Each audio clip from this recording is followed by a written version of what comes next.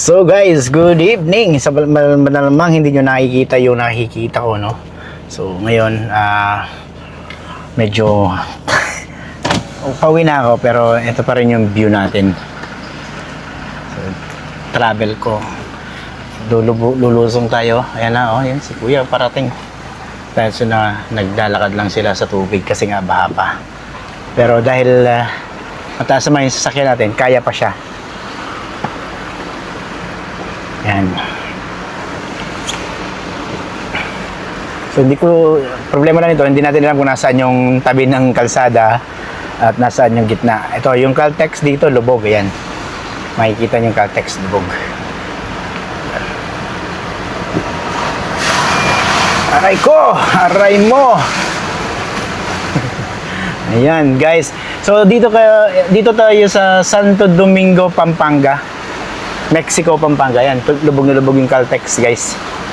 So, ilang araw na rin silang hindi nag-ooperate. Problema kasi dito, guys, walang flood, drainage. So, wala talaga siyang lalabasan na tubig. So, stuck yung tubig dito. Hindi natin alam kung gaano katagal na naka-stuck yung tubig dyan. At sa ngayong araw na to, as in zero talaga kami. Wala kaming sales ngayong araw na to.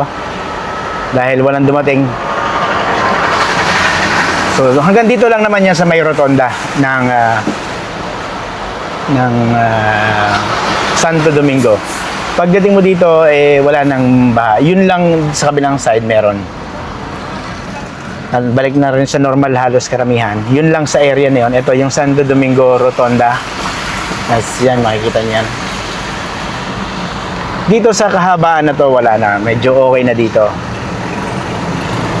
Pwede ka nang mamuhay ng normal dito. Ayan, may mga bukas na rin yung mga kainan dyan. May konting tubig, hindi na ganun kalalim. Katulad dito, may konting tubig pa dito. Ayan, may tricycle sa harapan natin.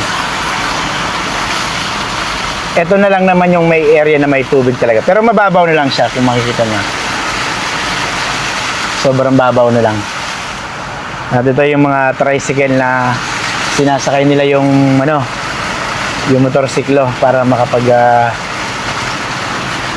travel sila pabalik.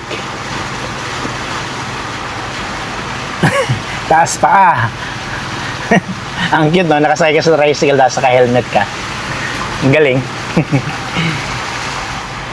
Okay, hindi naman tayo pwede umabertake sa kanila kasi mababasa sila, kawawa naman. Baka kamuhian nila tayo. So, alalayan lang natin hanggang sa makalampas sila. Konting area lang naman tong may tubig na to. Pagkatapos dito, pwede na silang. And doon sa bandang dulo, meron doon. May mga aso na sa sulok ko. So guys, salamat sa pagsama sa akin ngayong araw na to sa aking vlog. And kung kayo po ay bago dito sa aking YouTube channel, huwag niyo kakalimutan mag-subscribe and hit notification bell para lagi kayong updated sa mga videong i-upload ko. And sarang natin yung bintana, tumatalsik yung tubig, alimuom ang tawag. At yun nga guys, kung kayo ay bago lang, huwag niyo kakalimutan mag-subscribe sa aking YouTube channel.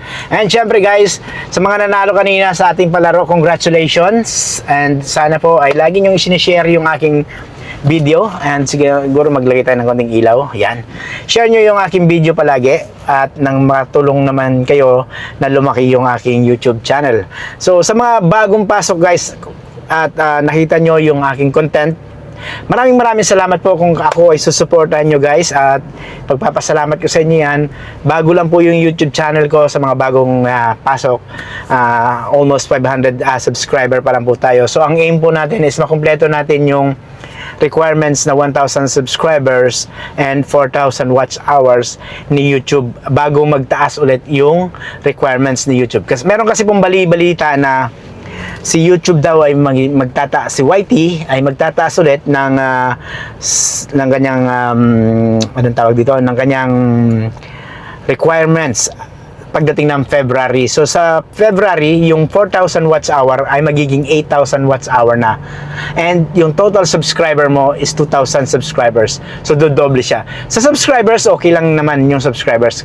Madali mo lang makukuha yung 2,000 siguro kung maganda yung content mo at kung susuportahan ka. Pero kasi doon sa 4,000 hours, ang ginagawa kasi ngayon ni YT is nilalagyan na tayo ng ads kahit hindi pa tayo monetize.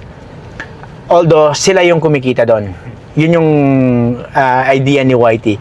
So ngayon, para maging profitable para sa kanila, yung business na to, ang ginagawa nila is pinahaba nila yung watch hour mo para mas mahaba yung oras mo na lalagyan nila ng ads at nang hindi sila nagbabayad sa'yo.